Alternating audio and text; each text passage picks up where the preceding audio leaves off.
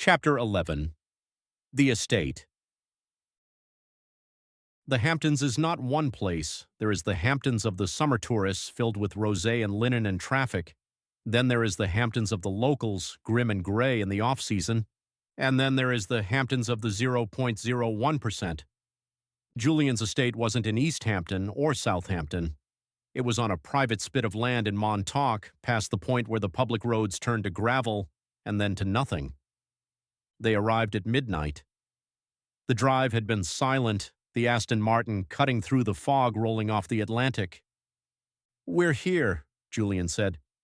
He pressed a button on the dashboard. Ahead, massive iron gates, twice the height of the car, swung open silently. They were flanked by stone pillars topped with cameras that glowed with faint red eyes. As they drove up the winding driveway, the house appeared. It wasn't a cottage, it was a fortress. Designed by a Japanese architect known for his obsession with concrete and light, the house was a brutalist slab of gray stone and glass perched precariously on the edge of a cliff. It looked angry. It looked like it was daring the ocean to try and take it. "It's imposing," Elena said. "It's impenetrable," Julian corrected. "Bulletproof glass, independent power grid, satellite uplink. If the world ends, Elena, we can watch it burn from the living room with a vintage Pinot." He parked in the underground garage, which was stark and brightly lit, housing a collection of vintage Ferraris that looked like sleeping sharks. "The staff is off for the weekend," Julian said, taking her bag. "I gave them strict instructions. Invisible. I want you two myself." They took the elevator up to the main floor. The interior was breathtaking but cold. The floors were polished concrete, heated from beneath. The furniture was low, Italian, and severe.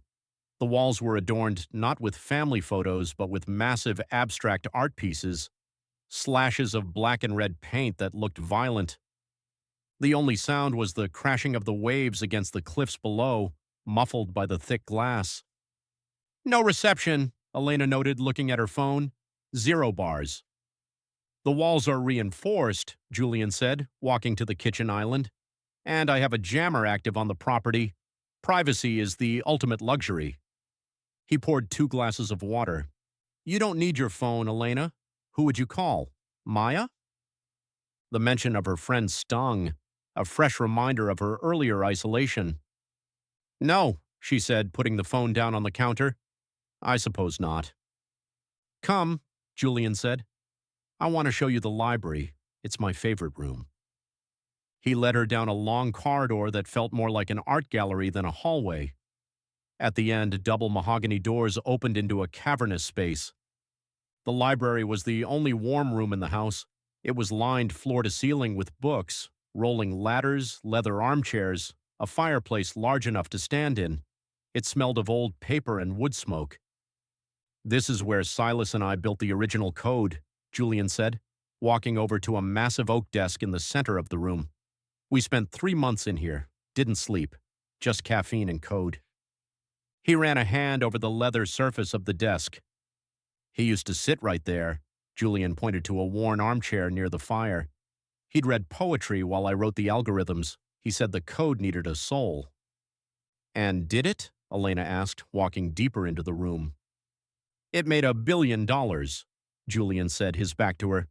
"That's soul enough." Elena wandered toward the shelves.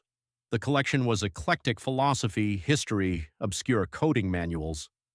Tucked between a first edition of The Great Gatsby and a book on Roman military strategy, she saw something out of place. A thin, leather-bound notebook. It looked old.